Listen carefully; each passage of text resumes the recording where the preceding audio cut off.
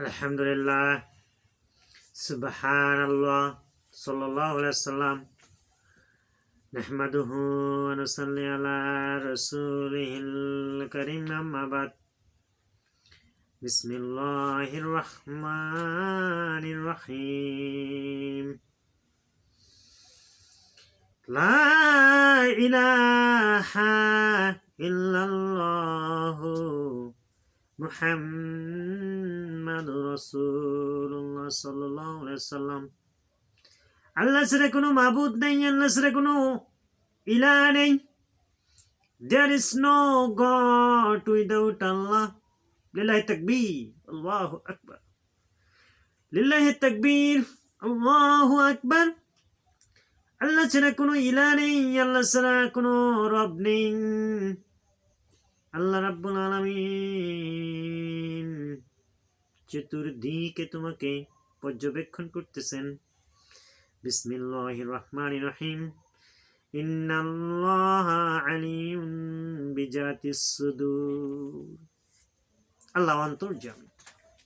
বিসমিল্লাহির রহমানির রহিম। ইন্নাল্লাহা আলা কুল্লি শাইইন কাদির। আল্লাহ সর্ববিষয়ে সর্বশক্তিমান,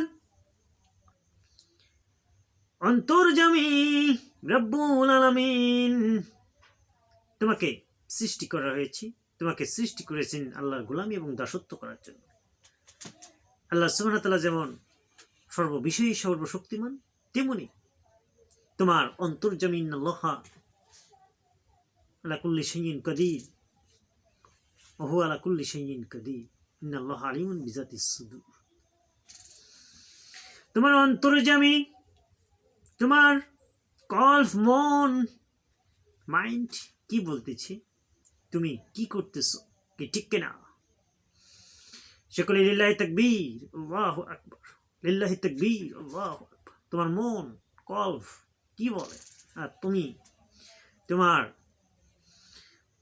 চতুর্দিক, সবার উপর সর্বশক্তিমান, সর্ববিষয়ে আল্লাহ সুবহানাহু ওয়া তাআলা সর্ববিষয়ে সর্বশক্তিমান। আর তো কয়েক হয়ে যায়।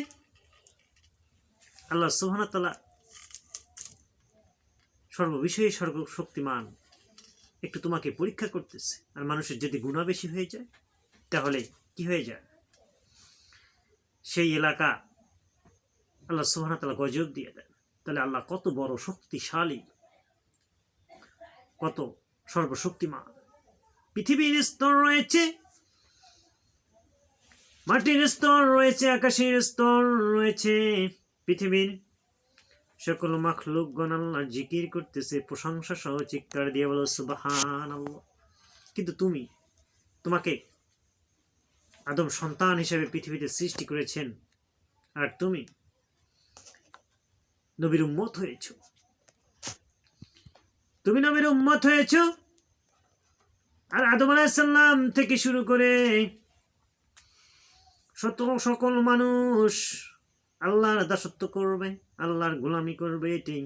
কিন্তু তুমি নিজস্ব মতামত, নিজস্ব থিঙ্কিং, তোমার ভিতরে, কলবের ভিতরে শয়তান, ওই ডিমন নামক শয়তানটি, সেই 3 শব্দতে কোরআনের শব্দ। ডিমন নামক শয়তান তোমার কলবের মধ্যে কি করেছে? বাসা বেঁধেছে। তুমি ধর্ম নিরপেক্ষ মতবাদ সৃষ্টি করছো, তুমি শিরকে লিপ্ত হচ্ছ, সনাতন ধর্ম তৈরি করছো। এটা তুমি কোথায় পেয়েছো? তুমি আল কোরআন কি দেখনি? তুমি ওয়াইজার হয়েছো, জ্ঞানী হয়েছো, কিন্তু কলবের মধ্যে তোমার শয়তান নামক শয়তানটা কলবের মধ্যে বাসা বেঁধে রেখেছে। তোমার কোরআন ভালো লাগে না? নবী করিম সাল্লাল্লাহু আলাইহি ওয়াসাল্লাম খাতামুন নাবিয়্যিন ওয়া আরসালনা আলাইকা ইল্লা রাহমাতাল লিল আলামিন, আল্লাহর হাবিব রহমত স্বরূপ হিসেবে আসলো। তুমি ধর্ম নিরপেক্ষ মতবাদ নিয়ে চিন্তা করতেছো, তুমি সনাতন ধর্ম, তুমি কত মতবাদ, কনফুসিয়াস মতবাদে তুমি আকৃষ্ট হয়েছ। এটা কি তোমাদের নাজাতের উসিলা হবে? হবে না। পৃথিবীর সর্বশেষ কিতাব, আসমানি কিতাব, 1400 বছর আগে রাব্বুল আলামিন আল্লাহর হাবিবের উপর দীর্ঘ 23 বছরে নাজিল করলেন। যত বিজ্ঞান, যত জ্ঞান, যত জ্ঞানের আধার, হিকমা, দারুল তরজামা, দারুল হিকমা, জীবন্ত মজেজা আল্লাহ সুবহানাহু ওয়া তাআলা আল কোরআনকে দিয়ে দিলেন। কিয়ামতের আগ পর্যন্ত এই আল কোরআনের একটি হরফ তো থাকলো দূরের কথা, আল কোরআনের মজেজাকে কেউ এলাহামেও কিছু করতে পারবে না, মনেও কিছু করতে পারবে না। তাহলে কোরআন যদি মানবতার মুক্তির সনদ হয়, কোরআন আল্লাহর জীবন্ত মজেজা, সেই কোরআনের যে আয়াতগুলো রয়েছে, হরফ, শব্দ, জুমলা এবং সেন্টেন্সগুলো রয়েছে, এগুলো মানবতার মুক্তির। সম্মানিত হাজিরিন, আপনারা আলোচনা শুনতেছেন, ভিউজ, কমেন্ট, লিঙ্ক এবং শেয়ার, এইটা হচ্ছে কিসের জন্য দায়িত্ব? এটা হচ্ছে ওরাসাতুল আম্বিয়া। পৃথিবীতে 230টি দেশ রয়েছে, সারা বিশ্বব্যাপী জানান দিতে হবে। এই আল কোরআনের মেসেজগুলো সবার কাছে পৌঁছে দেওয়ার দায়িত্ব ওরাসাতুল আম্বিয়াদের, এবং মুসলমানদের জন্য এটা দায়িত্ব সারা বিশ্ব ইয়াকাদি আল্লাহ চির প্রয়োজন পূরণকারী। এগুলোর মাধ্যমে আপনারা সারা বিশ্বব্যাপী ভিউজ, কমেন্ট এবং শেয়ারের লিঙ্কে থাকবেন, আপনারা অগণিত সওয়াব পাইতে থাকবেন, ইসলামের পক্ষে কাজ করবেন। সকলেই বলি ইনশা আল্লাহ, সকলেই বলি ইনশা আল্লাহ। আলোচনা করতে চাচ্ছিলাম, ইন্নাল্লাহা আলিমুন বিজাতিস সুদূর। তুমি তোমার মুমিনকে, মুত্তাকিকে, মুসলমানদেরকে হিট দিতে চাও অননে ভার।